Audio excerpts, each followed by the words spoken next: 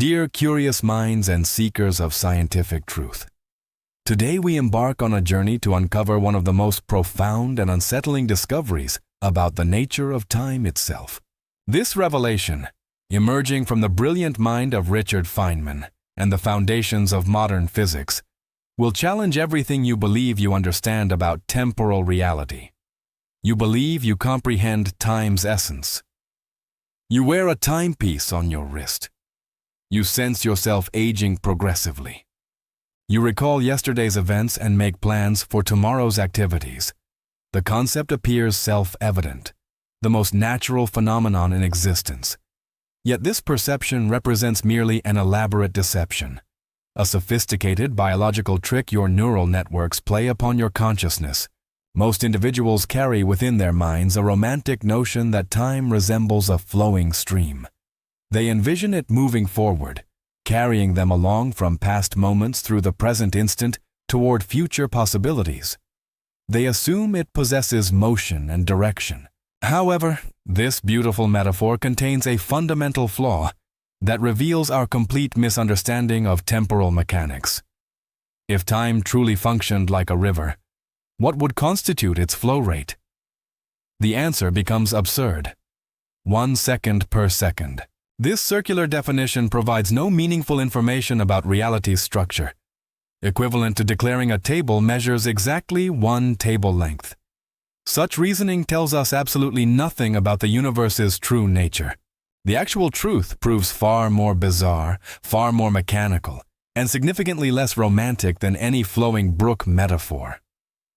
Time does not flow anywhere. Time does not transport you through any journey. If you believe you possess adequate understanding of temporal mechanics simply because you can mentally count sequential seconds, you're destined for a profoundly unpleasant awakening. Let's begin by examining what occurs within your cranium, because that's where this confusion originates. You assume your internal chronometer functions as a reliable measuring instrument. This assumption is completely false. Your brain's timing mechanism represents a chaotic collection of translation schemes and neural approximations. Consider this straightforward experiment. Attempt to count 60 seconds mentally. Simply sit quietly and count. 1, 2, 3.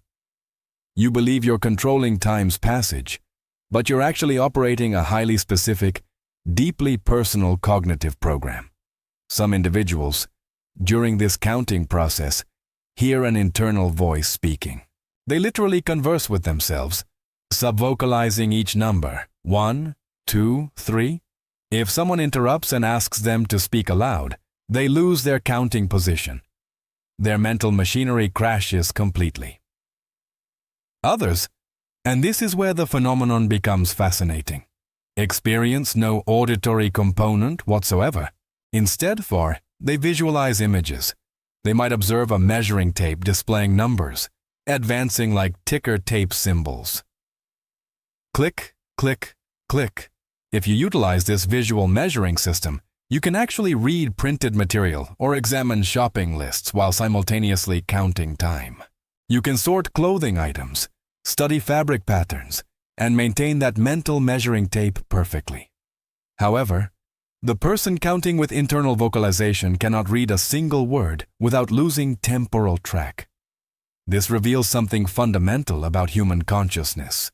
What you experience as time's passage represents merely a mental construction, a pattern recognition game your brain plays. It varies dramatically between individuals. Nothing universal or constant exists. It's purely biological hallucination. Evolved, cognitive machinery designed for survival rather than accuracy. Therefore, when discussing physics and universal principles, we must discard your brain's interpretations entirely. We must cease talking about subjective feelings and begin examining objective reality. In physics, we require operational definitions rather than philosophical speculation. The operational approach to understanding time reveals a startlingly simple truth.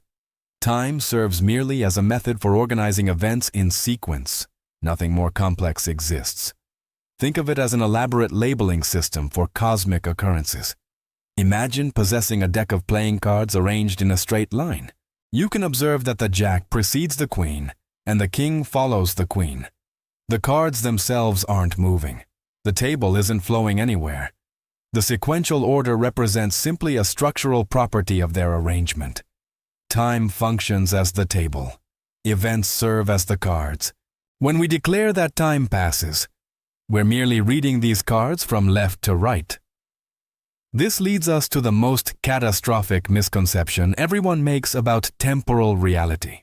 You assume time functions as a container, imagining the universe as an enormous empty box with time acting like a clock mounted on that box's wall, ticking away eternally.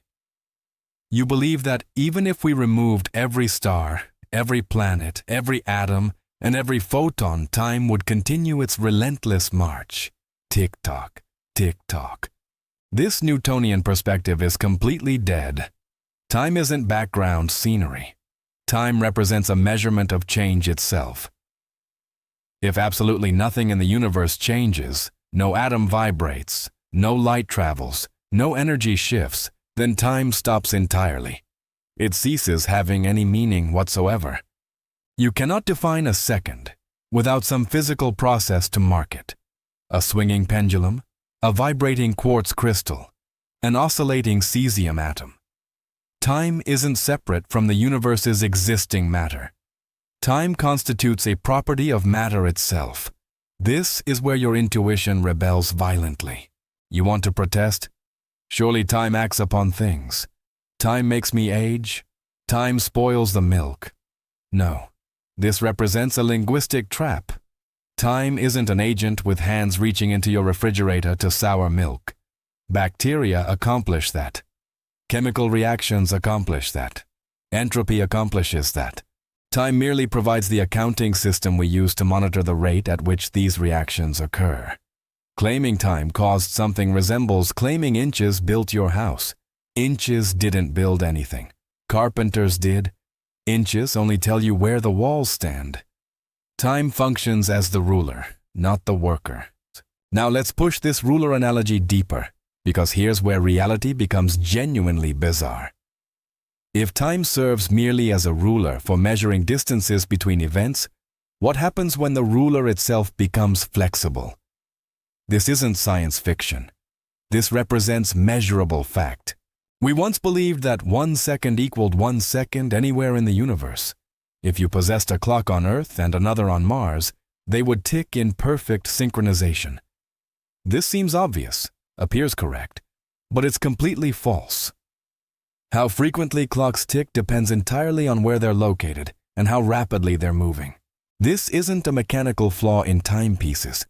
It's a fundamental characteristic of reality itself. Einstein revealed that you're constantly moving through the universe at a fixed velocity. However, this motion gets shared between space and time. If you sit perfectly still in your chair, you're dedicating all your movement to traveling through time. You're journeying toward the future at maximum speed, 1 second per second. But the moment you stand and walk, or climb aboard a rocket and fly, you're diverting some of that motion toward space. You're moving through space, which means mathematically you must move more slowly through time. Your biological clock slows down. Your aging slows down. If you could move at light speed, the universe's maximum velocity limit, you'd be using 100% of your motion for space. You'd have zero motion remaining for time. For a photon of light, time doesn't pass at all. It gets born and absorbed in the same instant from its own perspective. The universe appears frozen. There's another aspect of time that deceives us completely.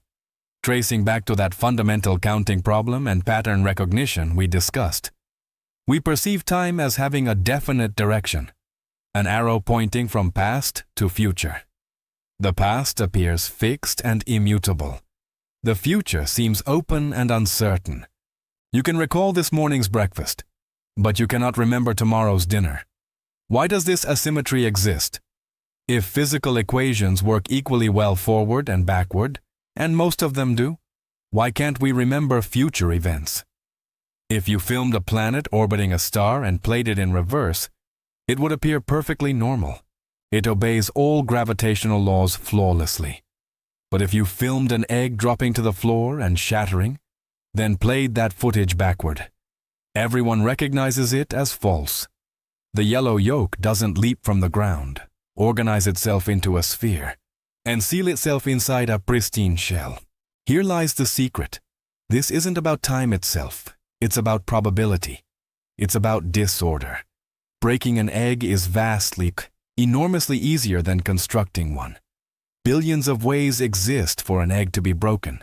Splattered here, splashed there, shell in 3 pieces, shell in 1,000 fragments. But only one specific arrangement exists where the egg remains whole and intact. As objects move and interact throughout the universe, they naturally stumble from the organized state, few options, toward the disorganized state, many options. We call this entropy. This is the only reason you feel time's arrow. You're watching the universe shuffle a deck of cards. You started with a perfectly ordered deck, and each passing second represents simply the universe shuffling it a little more. You cannot unshuffle the deck through mere hope. This means your sensation of time's flow actually represents your brain registering the increase of disorder throughout the universe. You are a disorder detector. When you distinguish past from future, you're really just distinguishing less messy from more messy. If the universe existed in a state of maximum disorder, maximum entropy, where everything was distributed uniformly and nothing interesting was happening, your brain would be unable to distinguish past from future.